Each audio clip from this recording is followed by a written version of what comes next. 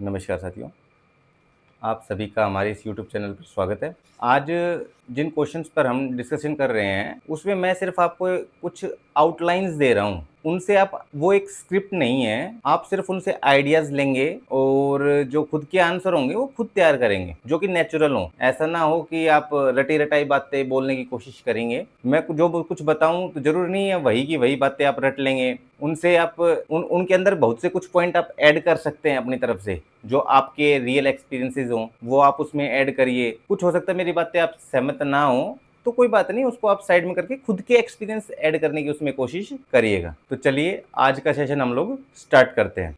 देखिए, बहुत से कैंडिडेट्स ऐसे रहे हैं, कुछ कैंडिडेट्स की क्वेरी आई कि सर अगर गवर्नमेंट जॉब हो तो हम उस क्वेश्चन को किस तरीके से टैकल करेंगे वहाँ पर।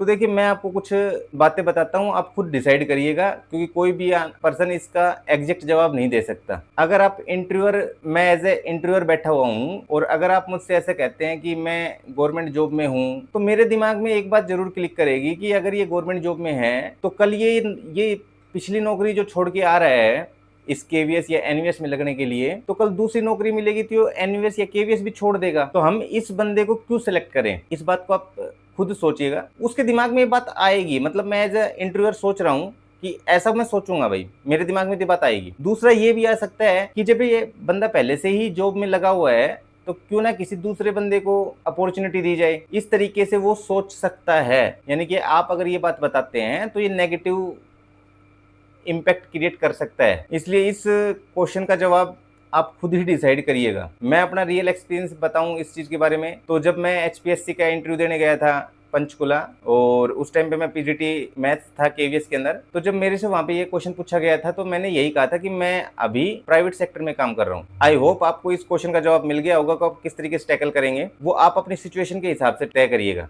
दूसरा सवाल जो बच्चों के दिमाग में चला हुआ है कि क्वेश्चन पूछ लिया जाए कि आप केवीएस क्यों ज्वाइन करना चाहते हैं। तो देखिए, इस सवाल का जवाब आप इस तरीके से दे सकते हैं कि केवीएस जो है इस देश की शायद सबसे बेहतरीन एजुकेशनल चेन है, जहाँ पे आपको क्वालिटी एजुकेशन दी जा रही है, तो मैं इसका हिस्सा बनना चाहूंगा। दूसरा, आपकी प्रोफेशनल ग्रोथ बहुत ज्यादा हो सकती है, मतलब प्रोफेशनल ग्रोथ के चांसेस बहुत ज्यादा हैं। केवीएस आपको अपॉर्चुनिटीज देता है आगे तक जाने की। तीसरी, आप एक ऐसे माहौल में काम कर सकते हैं जहां पर, क्योंकि ये जॉब ट्रांसफरेबल होती है, तो आपको एक जगह से दूसरी जगह यानी कि ऑल ओवर इंडिया घूमने का मौका मिलेगा, जहां से आप बहुत कुछ सीख सकते हैं। अलग अलग कल्चर से, अलग अलग तरीके के लोगों से मिलेंगे, इंटरेक्ट करेंगे, तो आपको बहुत कुछ सीखने को मिलेगा। इस तरीके से आप इन क्वेश्चंस के जवाब देने की कोशिश करेंगे। मैं फिर कह रहा हूं कि जो मैं बता रहा हूं एग्जैक्ट वही नहीं बोलना आपको, आप सिर्फ इनसे आइडियाज लेंगे कि आइडियाज हैं क्या, किस तरीके से बोलना है। और दूसरी बात, एग्जैक्ट यही ना बोलें, इसमें कुछ पॉइंट आप अपनी तरफ से भी ऐड कर लेंगे। थर्ड क्वेश्चन, कि अगर इंटरव्यूअर आपसे पूछे इतनी भीड़ में से आपको ही क्यों सिलेक्ट करें, ये सवाल बहुत बड़ा हो गया कि भाई बाकी लोग भी तो है ना, आपको ही क्यों करें। तो आप थोड़ा सोचिएगा।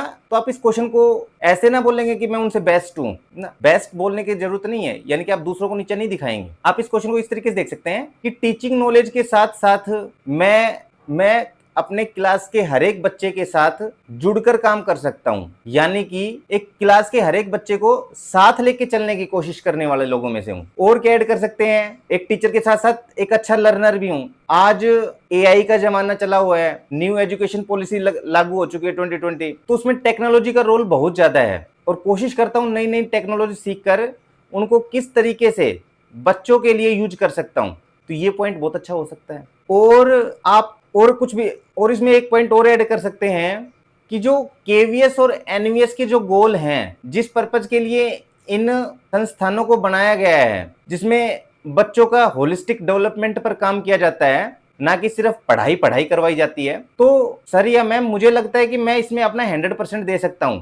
यानी कि केवीएस और एनवीएस के जो गोल्स हैं उनको अचीव करने में अपना 100% दे सकता हूं। इस तरीके से आप इस क्वेश्चन को टैकल कर सकते हैं इंटरव्यू पैनल के सामने। और लास्ट क्वेश्चन जो बहुत इंपॉर्टेंट है कि सर पैनल काम कैसे करता है। अब उसमें हर एक बंदे के पास कॉपी पेन तो रहेगा, तो सब लोग आपको जज कर रहे होंगे, आप पढ़ा रहे होंगे, आपको उस हिसाब से जज करेंगे, अपने अपने हिसाब से करेंगे सब लोग। अब ये बात भी पक्का है कि देखो आपको कुछ 10-15 मिनट में, 20 मिनट में कोई भी आदमी आपको 100% तो आपके बारे में बता नहीं सकता कि आप कैसे हो सकता है उस टाइम पे आप थोड़े नर्वस हो जाएं तो कुछ और भी बात हो सकती है। तो पैनल ऐसा नहीं होता है कि मैंने नंबर दे दिए, जैसे मैंने देखा आपकी बॉडी लैंग्वेज खराब चल रही है तो मैंने आपको नंबर 0 ही दे दिए, 5 2 दे दिए, 3 दे दिए 10 में से, है ना, कुछ ये XYZ जितने भी, और बाकी लोगों ने आपको अच्छे नंबर दिए, आपके सब्जेक्ट बहुत अच्छा था और चीजें अच्छी थी। तो मान लीजिए अब जब आपका इंटरव्यू खत्म हो गया तो आप चले गए बाहर, तो हम लोग आपस में डिस्कशन करेंगे, और 3 लोग अगर अच्छा बता रहे हैं, 4 लोग अच्छा बता रहे हैं और मैं कह रहा हूँ नहीं मेरे हिसाब से तो नहीं है, तो मैं ऐसा नहीं है कि मैं अपने हिसाब से आपको भारी कर दूंगा।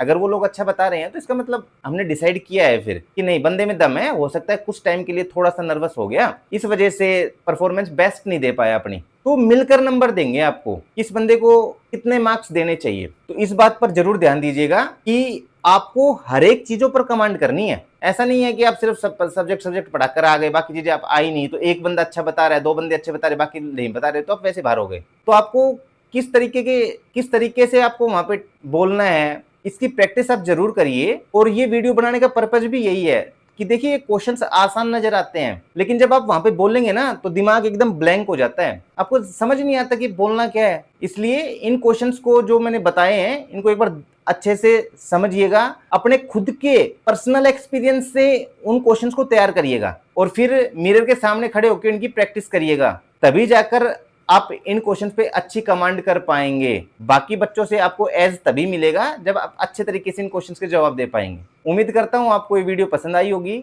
अगर पसंद आई तो लाइक शेयर सब्सक्राइब जरूर करिए। धन्यवाद।